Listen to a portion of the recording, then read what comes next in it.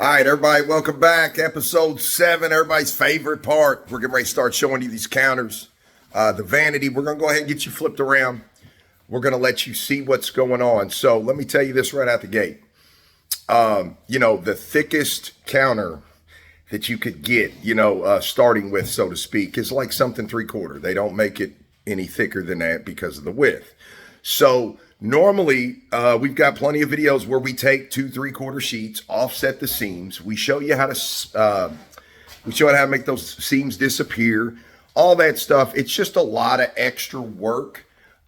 This one right here, we just wanted it a lot simpler right out the gate. So we've done many of these. I want to give you a cool option, something you may not have even thought about, don't know. But a really cool way to get that 1.5 inches right out the gate. Check this out. All you got to do is buy this. Butcher block.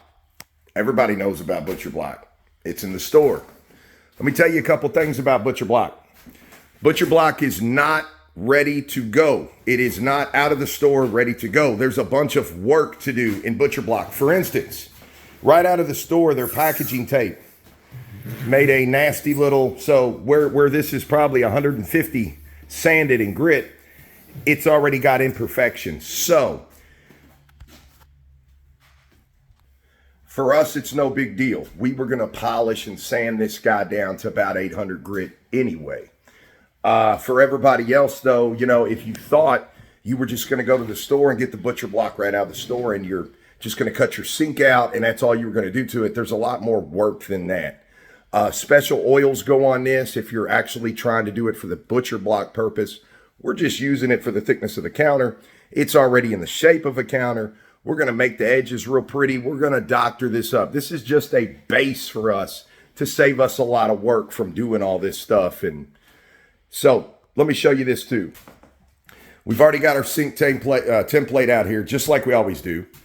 We made sure that the distance from here to here, keep in mind, we got a backsplash covering up that little bit. We're going to be very tight going in here, but we're not going to be scraping the walls.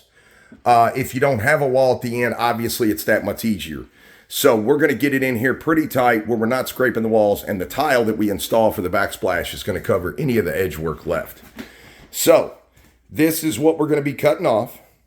This is our sink template, and I've already taken the liberty right there and right over here. This is not a mark for the sink. What this is I measured from that wall to the inside of this cabinet, then over to the inside of this cabinet. That is where my 2 marks are.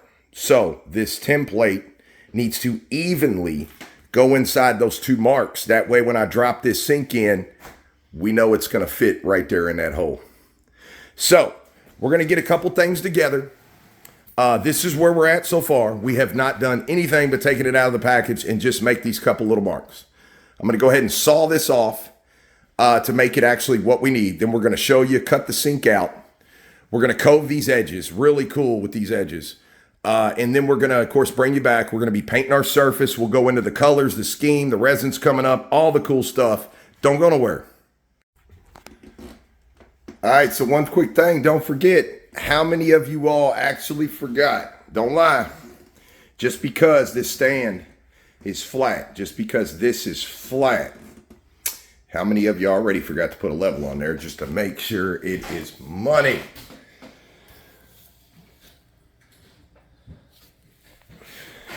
So, a couple things we're going to show you real quick before I chop this off. Just because you have a straight line down here, you do not want to take that saw down a straight line. It's not. Your hand's going to walk ever so slightly. Sorry, I had to get around here. Your hand's always going to walk ever so slightly. What you want to do, I want to show you something. This is what I showed Charles in the last video. So for any of y'all that can see, that tooth is on the left side of that line. It's not on the line. It's not on the right side of the line. The tooth is on the left side. That means when we cut exactly the distance that I measured, that's exactly what's going to be left. If you put it on the line, we'll be short. If you put it to the right of the line, we're going to be short. Then we measure this exactly what it is to the line Make the other side the same way, clamp it down, and this is going to be our straight edge cutting this off. Just like factory, just like running this through a table saw at that point. All right, so look, we got everything in play. We've already switched our walk boards underneath here and turned them. That way we can get this sink cut out. So all I've done is traced it. That's exactly what's going to happen. Make sure when you put this template down, don't just eyeball this. It looks straight. You actually want to measure that template to the front and to the front and to the front. A lot of different sinks and designs and templates are very different. This one gets cut way back here. Some sinks would actually shape and come in, and the faucet would actually be going through the counter. Our sink design is going actually through the sink, the faucet is. So a little bit different design. There's 2 or 3 different ones. We're going to get this cut out, and then we're going to start getting everything shaped and all that stuff and show you what's really going on.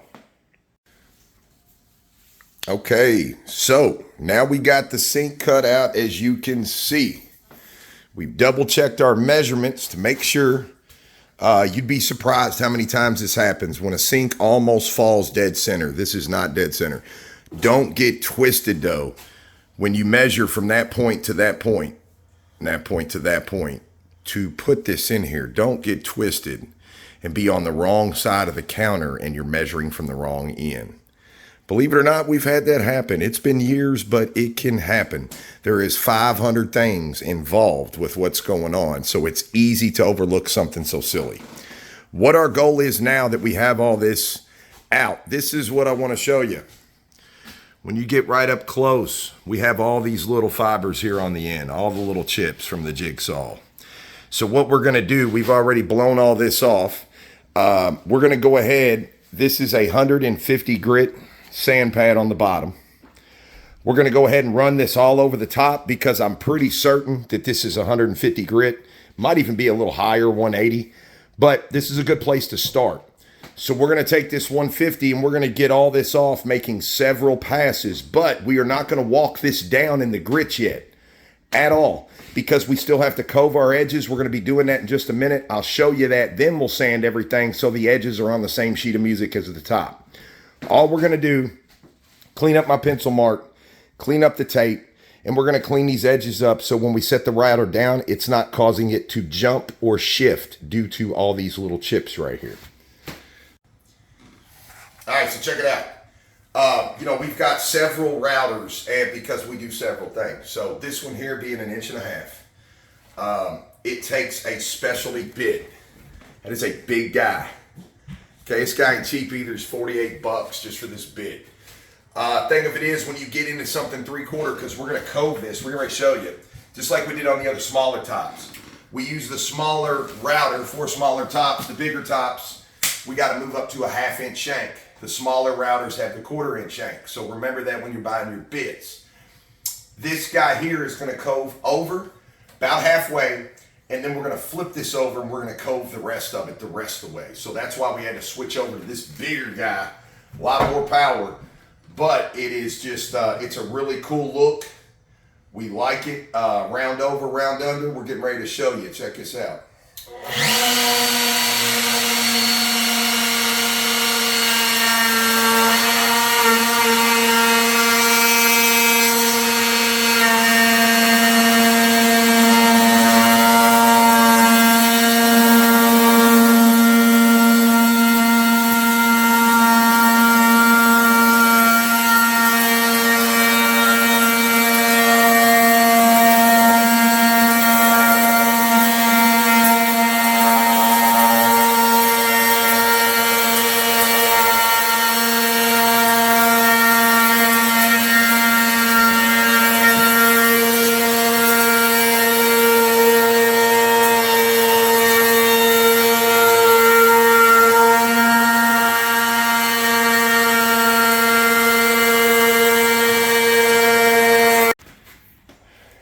All right, so there's nothing really to it.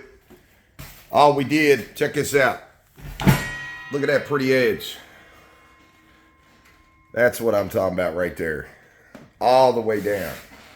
We didn't want any flat spot right here. So if you're router bit is not big enough to go over and then under. It will create a flat spot. Still looks good. We just didn't want the up and down. We wanted everything cascading over. So this is going to allow that resin to roll right over the top of that guy. It's going to be super slick. So we're going to cut this off right here. We are getting ready to paint the base coat. We've done this a bunch of times, so we'll bring you right back. We're going to go ahead and get this gray base down so that we're ready to go with the next part for the resin part. Okay, so there it is. We already got it painted. See, this is what I'm talking about. See, I let that light come right in so you can see. It's almost like the same on a wall also. If you do this on a wall, this is just one coat of paint. That's why we're seeing all that flashing. Okay, this thing is smooth, silky smooth. We had sanded that all the way down, I told you, to 800 grit. So there is no shape here. There is no definition. It is all completely smooth like silk. The reason that did not cover is because it's no different than drywall. That's why it takes two coats to get all the flashing to go away. So this is where we're at today. We're going to go ahead and cut this off. It's been a pleasure as always. We're trying to wrap up our day. We're going to go ahead and cut this off.